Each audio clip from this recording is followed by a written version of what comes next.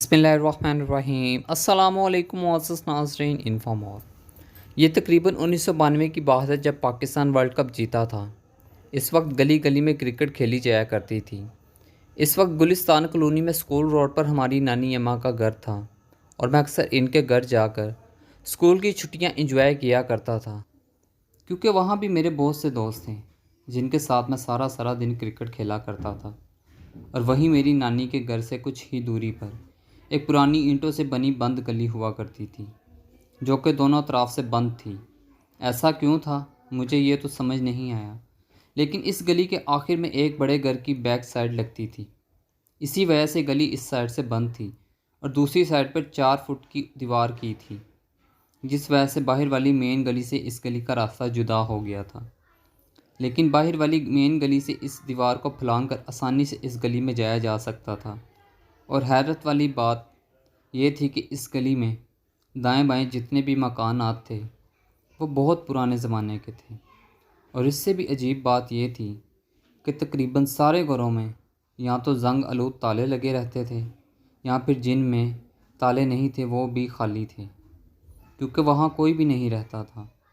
लेकिन इन खाली घरों की हालत ऐसी थी कि इनको देखकर खौफ सा आता था, क्योंकि इन घरों के सेहन कच्चे थे, जिनमें ज़्यादातर घरों में पुराने ज़माने की कब्रें, झाड़ियाँ, घास के साथ साथ बड़े बड़े पुराने दरख्त लगे हुए थे। ऐसा लगता था कि यहाँ तो ये घर किसी पुराने कब्रिस्तान में बनाए गए थे, या फिर घरों में कब्र बनाई गई थी। और इन घरों के दरवाजे और खिड़कियाँ टूटे फूटे थे, जिनकी वजह से अक्सर चोर चक्के वगैरह वहाँ छुप जाया करते थे। और सबसे ज़्यादा हैरानकुन बात यह थी कि इस गली में दिन के वक्त भी इतनी खामोशी थी कि वहाँ कोई छोटा सा कंकर भी फेंक दें तो इसकी आवाज़ साफ सुनाई देती थी। यहाँ के इलाके मकीन इस गली को अंग्रेज़ कॉलोनी बोलते थे, क्योंकि इनके मुताबिक यहाँ किसी दौर में अंग्रेज़ रहा करते थे और ये तमाम घर इन्हीं अंग्रेज़ों की ज़ेर इस्तेमाल थे। इसी गली के साथ ही मेरे दोस्त शाहिद का घर था और हम अक्सर शाहिद की घर की छत से इस गली को देखा करते थे। तो सर्दियों का मौसम था। मैं मेरे रामगढ़ के दोस्त बिलाल को भी अपने साथ मेरी नानी के घर ले गया और हम दोनों मेरे दोस्त शाहिद के साथ इसकी छत पर धूप में बैठे हुए थे कि अचानक हमें अजीब सी आवाज़ सुनाई दी, जैसे कोई ऊंची आवाज़ में चीखा हो। इसे सुनते ही मैं और बिलाल एक दूसरे की तरफ देखने लगे, लेकिन इसी दौरान शाहिद बिल्कुल ऐसे बैठा हुआ था जैसे कि इसने वो आवाज़ सुनी ही नहीं। तो बिलाल ने शाहिद से पूछा, यार ये कैसी आवाज़ थी? शाहिद ने कहा, यार छोड़ इसे, ये आवाज़ अक्सर यहाँ से आती रहती है। ये सुनते ही बिलाल ने कहा, लेकिन ये आवाज़ कहाँ से आती है? शाहिद ने वहीं बैठे हुए अपने अंगूठे से इस गली की तरफ इशारा करते हुए कहा, वहाँ से आती है, लेकिन वहाँ होता कोई नहीं है। बस ऐसे ही कोई पागल लड़की चीख कर कहीं भाग जाती है। ये सुनते ही मैं जल्दी से दीवार की तरफ गया और नीचे उस गली की तरफ देखने लगा, पर वहाँ कोई भी मौजूद नहीं था।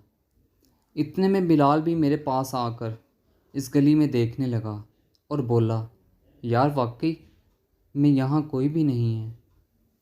जबकि शाहिद अपनी जगह से उठा ही नहीं था। तो इसने हमारी तरफ देखते हुए मुस्कुराकर कहा, यार आ जाओ, कोई फ़ायदा नहीं है, वो कहीं भाग जाती है या छुप जाती है। शाहिद की ये बात सुनकर मैंने हैरानी से शाहिद की तरफ देखते हुए पूछा, यार तू किस की बात कर रहा है? क्या तूने इस लड़की को देखा है? शाहिद ने हंसते हुए कहा, हाँ मैंने 2-3 बार इसे देखा है, लेकिन मैंने कभी इसका चेहरा नहीं देखा, क्योंकि वो बहुत तेज़ी से भागकर छुप जाती है। बस इसकी झलक ही नज़र आती है। ये सुनते ही बिलाल ने कहा, तो फिर तुझे कैसे पता कि वो लड़की ही है? शाहिद ने कहा, क्योंकि इसने लड़कियों वाले कपड़े ही पहने होते हैं और इसके बाल भी लड़कियों की तरह ही लंबे हैं, तो वो लड़की ही होगी ना। ये सुनते ही बिलाल ने कहा, लेकिन वो छुपती कहाँ है? शाहिद ने ना मैंने सर हिलाते हुए कहा, अरे यार अब छोड़ो भी इसे, वो पागल है, इन्हीं टूटे फूटे घरों में छुप जाती है। لیکن تم لوگ اس کے بارے میں اتنا انٹرسٹ کیوں لے رہے ہو؟ دفع کرو اس پاگل کو۔ جب بھی ہم اس گلی میں کھیلتے ہیں تو اکثر ہماری بال ان گھروں میں چلی جاتی ہے، تو وہ ہماری بال بھی اٹھا کر بھاگ جاتی ہے۔ ہم نے بہت بار لوگوں کو اس کے بارے میں بتایا ہے، لیکن کوئی ہماری بات پر یقین ہی نہیں کرتا۔ یہاں کے سبھی لوگ کہتے ہیں وہاں کوئی نہیں رہتا، تم لوگ وہاں مت کھیلا کرو، جبکہ میرے ساتھ 3-4 اور دوستوں نے بھی اسے دیکھا تھا۔ اس وقت وہ پاگل درخت کی ڈال پر لیٹی ہوئی تھی۔ شاہد کی یہ باتیں سن کر میں اور بلال ایک دوسرے کی طرف دیکھنے لگے۔ پھر بلال نے کہا، یار کہیں وہ کوئی اور روح تو نہیں ہے؟ یہ سن کر شاہد زور زور سے ہنسنے لگا اور بولا، ارے یار وہ کوئی روح نہیں ہے، بلکہ کوئی گھر سے بھاگی ہوئی پاگل لڑکی ہے۔ روحیں تو نظر ہی نہیں آتی۔ کیا ہو گیا ہے تم لوگوں کو؟ یہ کہتے ہوئے شاہد اڑتی ہوئی پتنگوں کی طرف دیکھنے لگا۔ اتنے میں پھر سے عجیب کی چیخ آواز سنائی دی۔ میں نے فوراً دیوار سے نیچے اس گلی کی طرف دیکھا۔ مجھے کوئی کھلے بالوں والی لڑکی دکھائی تھی جو کہ بھاگ کر ایک ٹوٹے دروازے میں گھس رہی تھی۔ اسے دیکھتے ہی میں نے بلال سے کہا، بلال وہ دیکھ وہی لڑکی۔ یہ سنتے ہی بلال دوڑ کر میرے پاس آیا، لیکن اس وقت وہ دروازے سے اندر جا چکی تھی۔ بلال نے کہا، کہاں ہے وہ؟ میں نے ایک دروازے کی طرف اشارہ کرتے ہوئے کہا، وہ اس ٹوٹے دروازے سے اندر گئی ہے۔ بلال نے کہا، چل اسے دیکھنے چلیں۔ میں نے کہا، یار پتہ نہیں، کہیں وہ ہمیں کوئی نقصان نہ پہنچا دے۔ اتنے میں شاہد نے ہماری طرف دیکھتے ہوئے کہا، ارے وہ تمہیں وہاں ملے گی تو نقصان پہنچائے گی نا؟ یہ سنتے ہی میں نے شاہد سے کہا، کیا مطلب؟ وہ وہیں تو گئی ہے، ٹوٹے دروازے سے۔ شاہد نے کہا، لیکن وہ تمہیں وہاں نہیں ملے گی، کیونکہ وہ ایسی جگہ پر چھپ جاتی ہے کہ کسی کو نہیں ملتی۔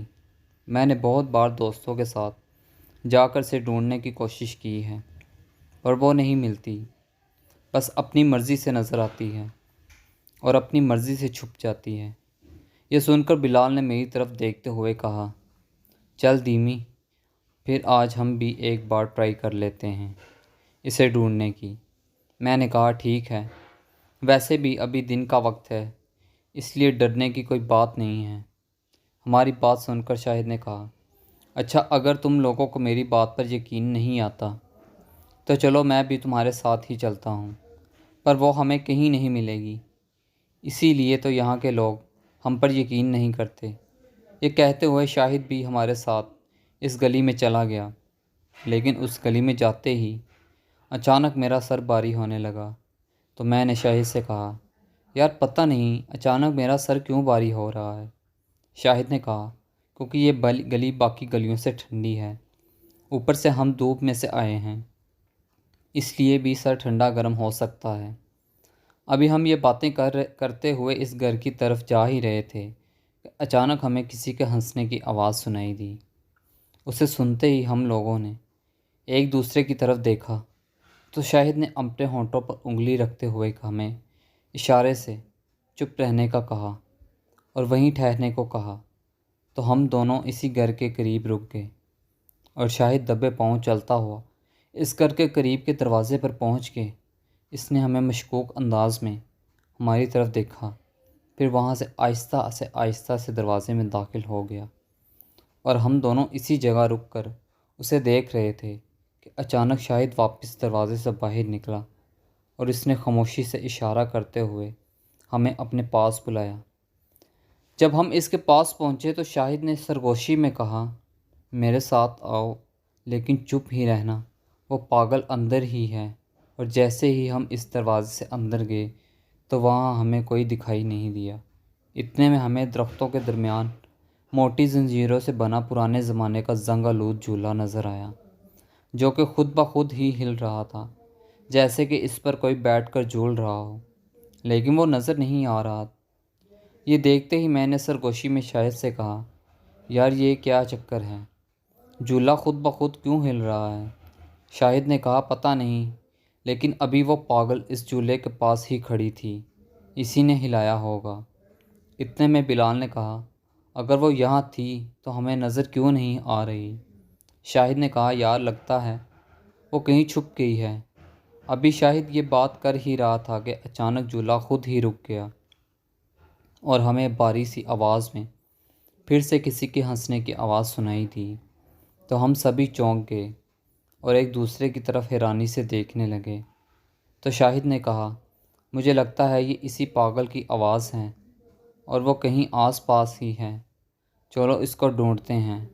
یہ کہتے ہوئے شاہد اس ٹوٹے پھوٹے گھر کے کمروں میں دیکھنے لگا اور ہم دونوں گھر کے صحن میں ادھر ادھر جا کر اسے ڈھونڈنے کی کوشش کرنے لگے کہ اتنے میں اچانک ہمیں کسی نے دور سے آواز دیتے ہوئے کہا ارے تم لوگ وہاں کیا کر رہے ہو؟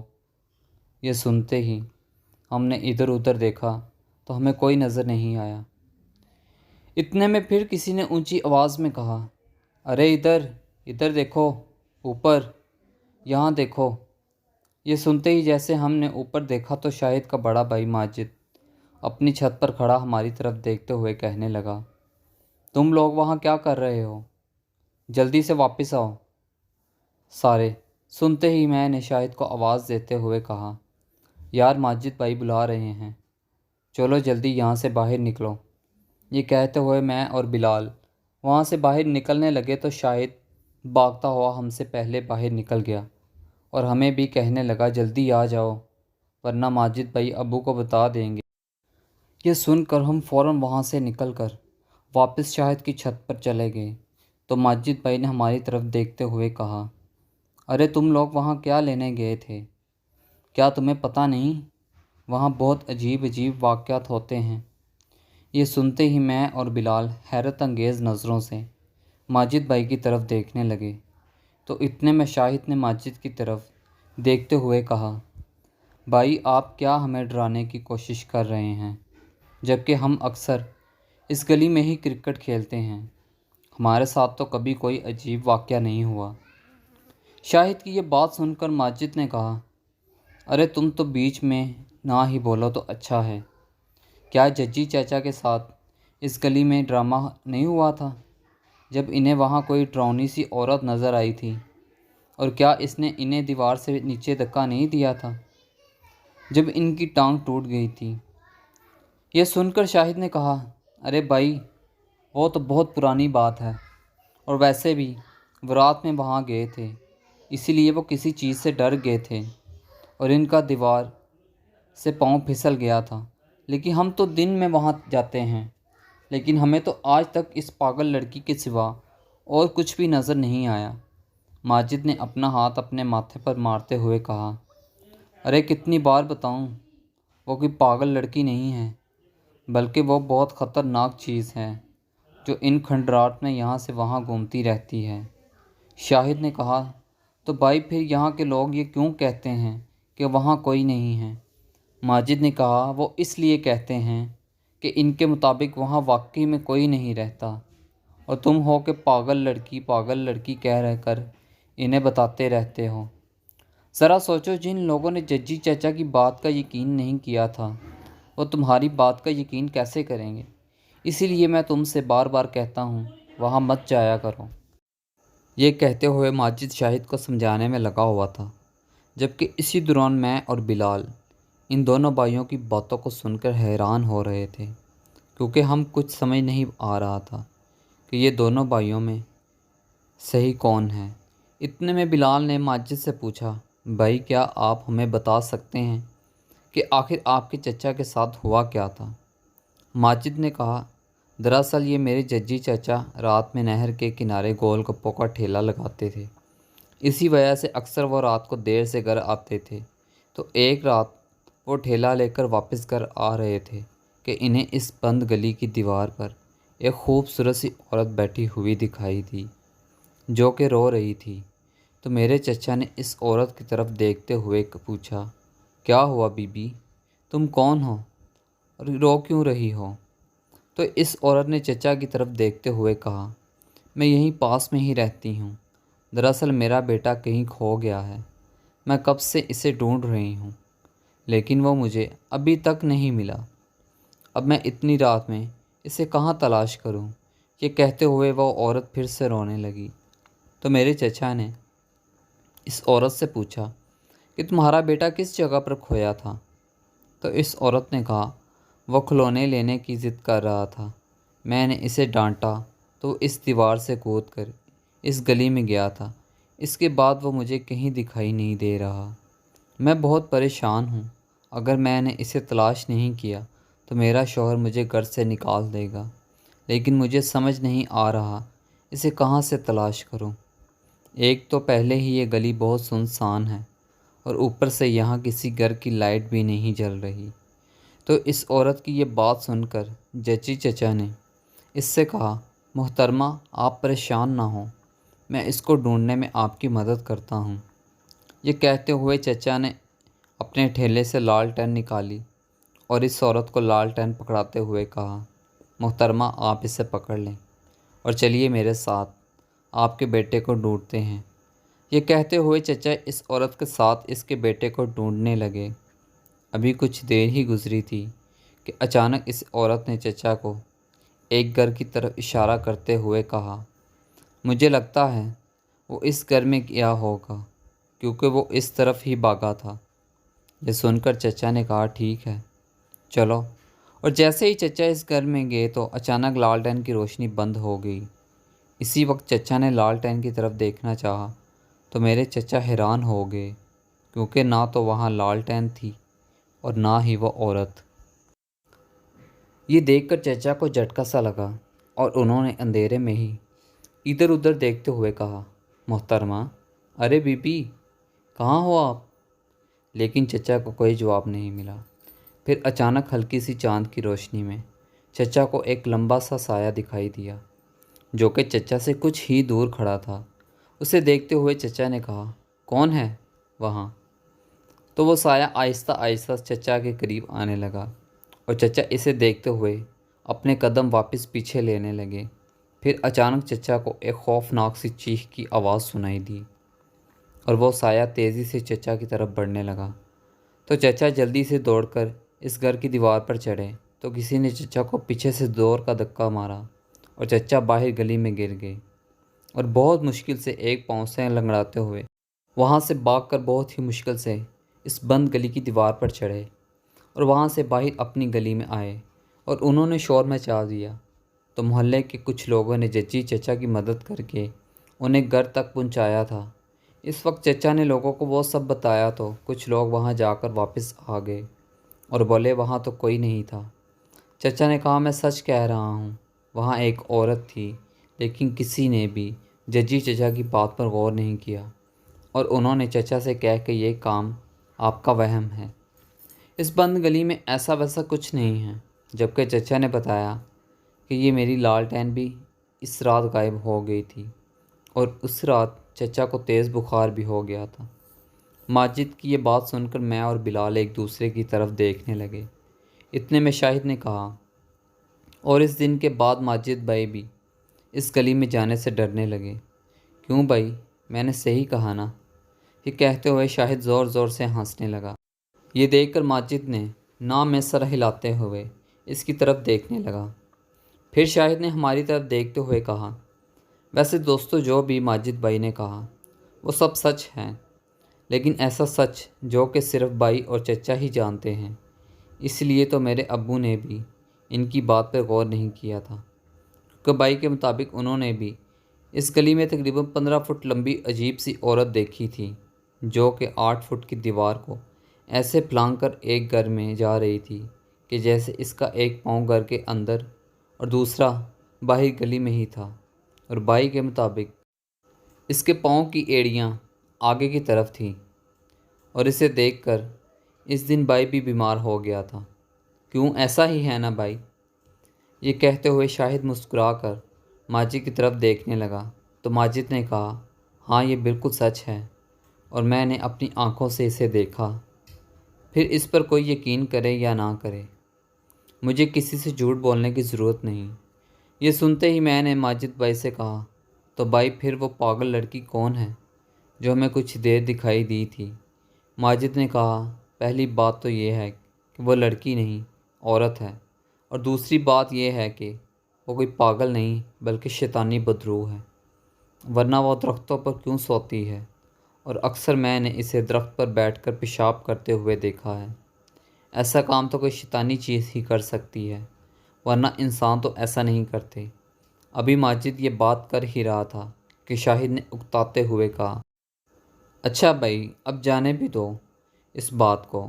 آپ کیا انہیں ڈرانے کی کوشش کر رہے ہیں؟ ابھی تو ہم نے اس گلی میں میچ بھی کھیلنا ہے، اور اگر یہ ڈر گئے تو پھر یہ اس گلی میں نہیں جائیں گے۔ یہ سنتے ہی ماجد نے کہا، دیکھو تم لوگ وہاں پہلے بھی کھیلتے ہو، تب بھی میں تمہیں منع ہی کرتا ہوں، لیکن تم میری بات نہیں سنتے۔ اگر کسی دن تمہارا اس چیز سے سامنا ہو گیا نا، تو پھر تمہیں خود ہی پتہ چل جائے گا کہ میں تمہیں وہاں کھیلنے سے کیوں روکتا ہوں۔ یہ کہتے ہوئے ماجد چھت سے نیچے چلا گیا تھا۔ اسی وقت شاہد نے سیڑھیوں کی طرف دیکھتے ہوئے کہا، ارے بھائی، اگر اس چیز سے کبھی ہمارا سامنا ہو بھی گیا تو وہ چیز خود ہی پچھتائے گی کہ اس کا سامنا کن لوگوں سے ہو گیا ہے۔ یہ کہتے ہوئے شاہد ہنسنے لگا، تو میں نے شاہد سے کہا، یار وہ تیرے بڑے بھائی ہیں، تم ان سے ایسے بات کیوں کرتے ہو، جبکہ وہ تو تمہارے بھلے کی بات ہی کر رہے تھے۔ شاہد نے کہا، یار وہ بات تو ٹھیک ہے، لیکن بھائی پتہ نہیں کیوں اس گلی سے ڈرتا رہتا ہے، جبکہ ہم سارا دن اس گلی میں کھیلتے رہتے ہیں، کیونکہ نہ تو یہاں کوئی آتا جاتا ہے اور نہ ہی کسی قسم کی ٹریفک ہوتی، اور یہاں یہ بھی ڈر نہیں ہوتا کہ کسی کی کھڑکی کا شیشہ یا پھر کسی کا بلب ٹوٹ جائے گا۔ اسی لیے یہ گلی کرکٹ کے لیے ہر لحاظ سے بہتر ہے۔ اوپر سے اور دھیمی، تم بھی تو بہت بار ہمارے ساتھ یہاں کھیل چکے ہو، تمہیں کبھی ڈر لگا ہے یہاں سے؟ یہ سن کر میں نے نہ میں سر ہلایا تو اتنے میں بلال نے میری طرف دیکھتے ہوئے کہا، یار مجھے بھی یہ گلی بہت اچھی لگی ہے، بہت پرسکون ہے، ورنہ باقی گلیوں میں تو کرکٹ کم اور شکایتیں زیادہ ہوتی ہیں۔ ہر منٹ میں کوئی نہ کوئی گزر کر ہماری کرکٹ کو ڈسٹرب کر دیتا ہے۔ یہ سن کر شاہد نے ہماری طرف دیکھتے ہوئے کہا، تو کیا خیال ہے، چلیں کھیلنے؟ میں نے کہا، ہاں ہاں چلو، ویسے بھی یہاں چھت پر بیٹھے بیٹھے بور ہی ہو رہے ہیں۔ اس کے بعد شاہد نے اپنے محلے سے 3 اور دوستوں کو بلا لیا، جو کہ کافی مسخرے سے لگ رہے تھے، اور ان کے نام بھی انہی کی طرح تھے۔ ان میں ایک کا نام نومی، دوسرا مٹھو اور ایک بوبی تھا، اور وہ تینوں بھی ہماری طرح ہی کرکٹ کے جنونی تھے۔ پھر ہم سب اس گلی کے کرکٹ کھیلنے لگے۔ اسی دوران بار بار ہماری بال کسی نہ کسی خالی گھر میں جاتی رہی اور ہم اسے ڈھونڈ کر لے آتے۔ تحریر، دیمی، ولف ہمیں ایسے ہی کھیلتے ہوئے انجوائے کر رہے تھے کہ اسی دوران اچانک ایک بڑی سی پتنگ کہیں سے کٹ کر آئی اور وہ اس جھولے والے گھر میں ایک درخت پر جا کر اٹک گئی، اور اسے دیکھتے ہی ہم سبھی دوست بھاگ کر اس گھر میں گھس گئے اور پتنگ کو اس درخت سے اتارنے کی کوشش کرنے لگے، لیکن وہ بہت بری طرح سے اٹکی ہوئی تھی۔ تو اتنے میں وہ بوبی نے کہا، دوستو تم لوگ مجھے پکڑ کر تھوڑا اوپر اٹھاؤ تو میں اس درخت پر آسانی سے چڑھ سکتا ہوں۔ یہ سنتے ہی شاہد نے کہا، ارے بوبی دھیان سے، کہیں پتنگ کے چکر میں ہاتھ پیر نہ توڑوا لینا۔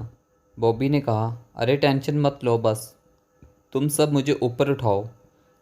یہ کہتے ہوئے بوبی درخت کے تنے کے ساتھ کھڑا ہو گیا، تو ہم سب نے اسے پکڑ کر اوپر کی طرف کیا تو اس نے درخت کی ایک ٹہنی کو پکڑ لیا اور اس کی مدد سے وہ درخت پر چڑھ گیا، پھر آہستہ آہستہ شاخوں پر پاؤں رکھتا ہوا پتنگ کی طرف بڑھنے لگا۔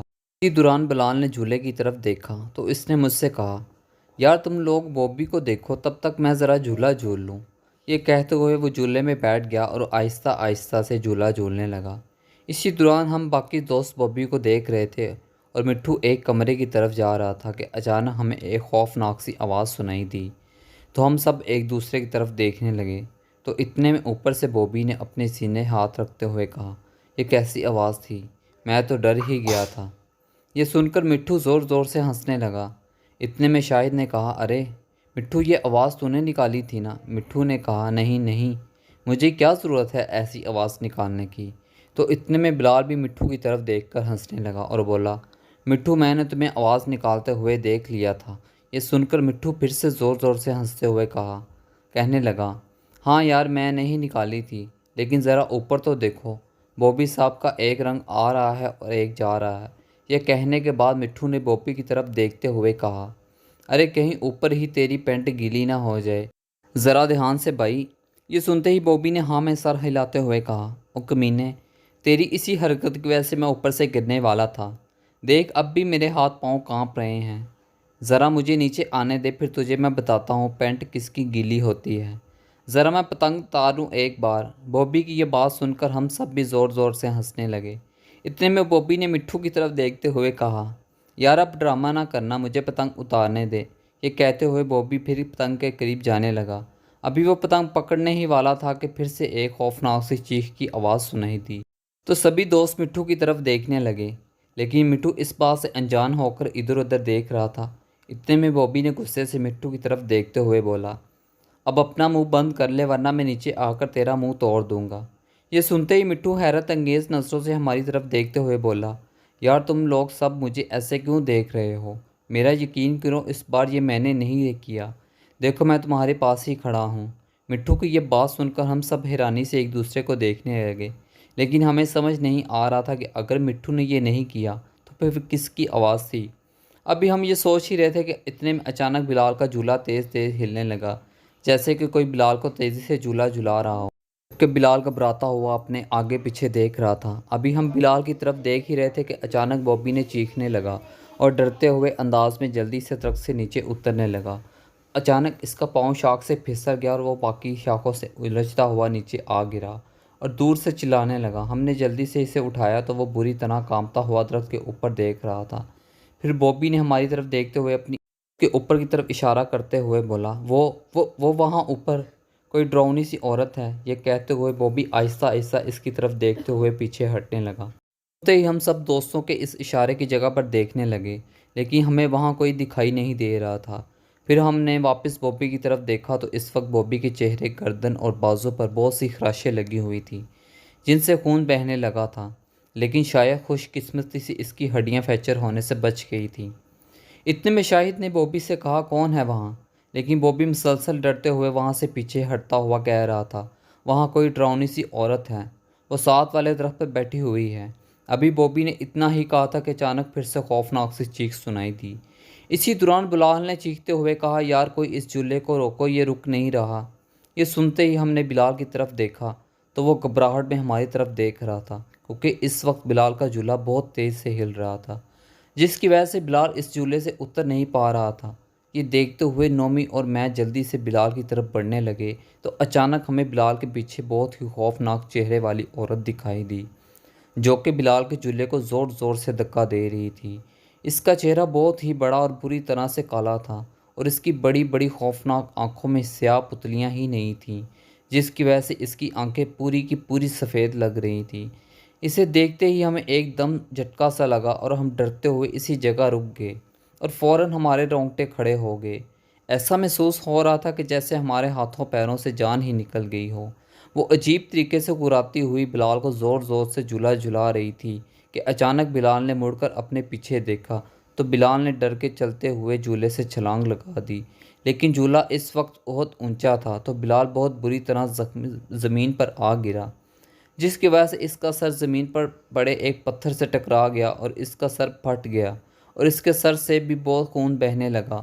یہ سب دیکھتے ہوئے مٹھو اور شاہد نے جلدی سے بلال کو اٹھایا۔ پھر شاہد نے جلدی سے اپنی شرٹ اتار کر اس بلال کے سر پر رکھ دی۔ اسی وقت وہ خوفناک عورت کہیں غائب ہو گئی۔ اسی دوران میں اور نومی دوڑ کر شاہد کے پاس جا کر بلال کو دیکھنے لگے تو اتنے میں درختوں کے پتوں میں عجیب سی ہلچل سنائی دی، جس کی وجہ سے درختوں کی شاخیں تیزی سے ہلنے لگیں۔ یہ دیکھتے ہوئے بوبی نے کہا، وہ آ رہی ہے، بھاگو یہاں سے۔ یہ کہتے ہوئے وہ وہاں سے باہر بھاگ گیا تو ہم سب بھی بلال کو لے کر وہاں سے بھاگنے لگے، اور جیسے ہی بھاگ کر وہاں سے نکلنے لگے تو مجھے اپنے پیچھے دمک کی آواز سنائی دی، تو میں نے بھاگتے ہوئے اپنے پیچھے دیکھا تو وہی خوفناک عورت زمین پر گرا بلال کا خون اپنی لمبی زبان سے چاٹ رہی تھی۔ یہ دیکھتے ہی میرا دل دہل گیا اور میں تیزی سے دوڑتے ہوئے سب سے آگے نکل گیا، اور باہر جاتے ہی نومی نے کہا، یار وہ عورت کہاں سے آئی تھی؟ کتنی ڈراؤنی شکل تھی اس کی، مجھے تو اب بھی خوف آ رہا ہے۔ شاید کانپتے ہوئے کہا، یار مجھے تو اب بھی یقین نہیں ہو رہا کہ ہم نے اتنی بھیانک چیز دیکھی ہے۔ یہ کہتے ہوئے شاہد کے دانت بج رہے تھے، کیونکہ بنا شرٹ کے اس کو شدید سردی لگ رہی تھی، لیکن وہ پوری پسینے میں بھیگا ہوا تھا۔ خوف کی لہر اس کے چہرے پر صاف دکھائی دے رہی تھی۔ اتنے میں مٹھو نے میرا ہاتھ پکڑ کر کہا، تجھے بھی ڈر لگا نا؟ لیکن اس وقت میری ہمت ہی نہیں ہو رہی تھی کہ میں کچھ بھی بول سکوں۔ ایسا لگ رہا تھا کہ جیسے کسی نے میری زبان ہی بند کر دی ہو، اسی لیے میں نے ہاں میں ہلا دیا اور تیز اپنے دوستوں سے آگے چلنے لگا۔ ابھی ہم اس گلی سے نکلنے ہی والے تھے کہ ہماری نظر بوبی پر پڑی، جو کہ ماجد بھائی کو ساتھ لے کر ہماری طرف آ رہا تھا۔ سامنے دیکھ کر ہمیں سکون سا ہو گیا اور ماجد بھائی نے پاس آ کر پوچھا، تم سب ٹھیک تو ہو نا؟ شاید تمہاری شرٹ کہاں ہے؟ یہ کہتے ہوئے ماجد نے بلال کی طرف دیکھا تو کہنے لگے، ارے کیا ہوا اسے؟ شاہد نے کہا، بھائی اس کا سر پھٹ گیا ہے۔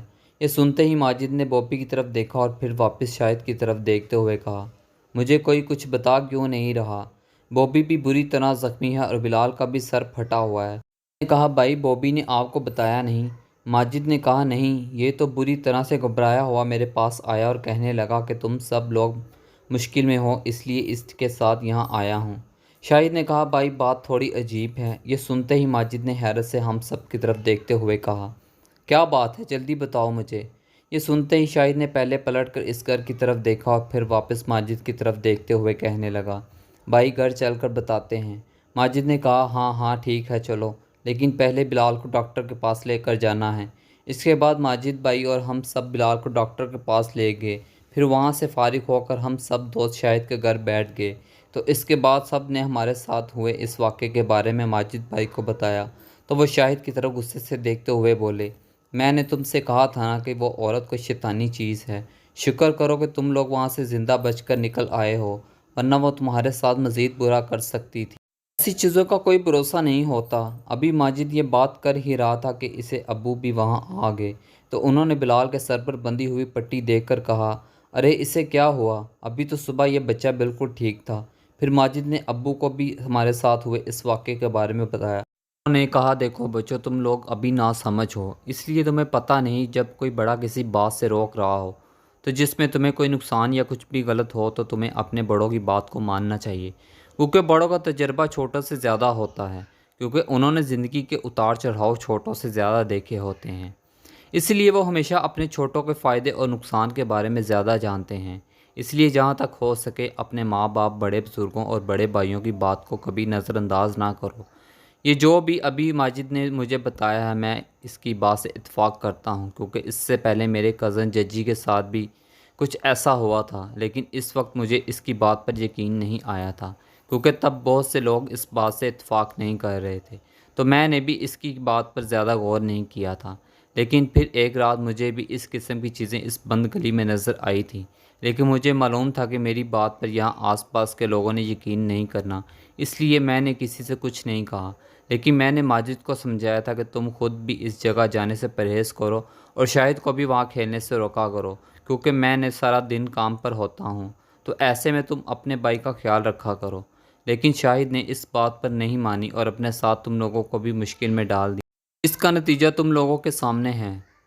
انکل کی یہ بات سنتے ہی میں نے کہا، انکل آپ ہمیں بھی بتائیں نا، آپ نے وہاں کیا دیکھا تھا؟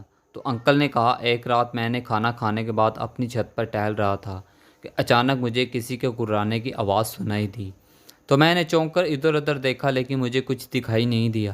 پھر اچانک آواز دوبارہ سے آئی تو مجھے محسوس ہوا کہ وہ آواز اس بند گلی کی طرف سے آئی ہے، تو میں نے فوراً دیوار کے پاس جا کر اس گلی میں دیکھا تو مجھے کوئی عورت گلی میں ٹہلتی ہوئی دکھائی دی، جس کا قد کافی بڑا تھا اور اس کی آنکھیں رات میں آگ کی طرح چمک رہی تھیں۔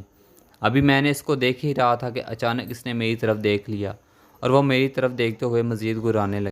اس کا قد اتنا لمبا ہو گیا کہ میں نے اس کو نیچے دیکھنے کی بجائے بالکل اپنے سامنے دیکھ رہا تھا، جیسے کہ میرے سامنے کوئی بجلی کا بڑا سا کھمبا آ گیا ہو، کیونکہ اس کا چہرہ بالکل ہماری چھت کے دیوار کے پاس آ گیا تھا اور وہ مجھے آنکھیں پھاڑے گھور رہی تھی۔ یہ دیکھتے ہی میری حالت خراب ہونے لگی، میرے رونگٹے کھڑے ہو گئے اور میرے پورے جسم پر خوف طاری ہو گیا، تو میں جلدی سے آیت الکرسی پڑھنا شروع کر دی اور بھاگ کر چھت سے نیچے آ گیا۔ لیکن اس رات خوف سے مجھے بہت تیز بخار ہو گیا اور پھر میں پورے 5 روز تک بخار میں پڑا رہا، لیکن اس کے بعد میں نے دوبارہ کبھی بھی اسے دیکھنے کی جستجو نہیں کی، کیونکہ ضروری نہیں کہ ہر بار تمہاری قسمت اچھی رہے۔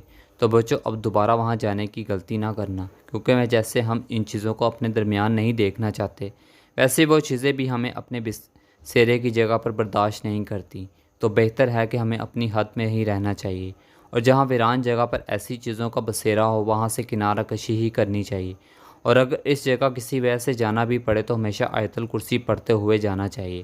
انکل کی یہ بات سنتے ہی ہم نے جی انکل ہم دوبارہ کبھی اس جگہ نہیں جائیں گے۔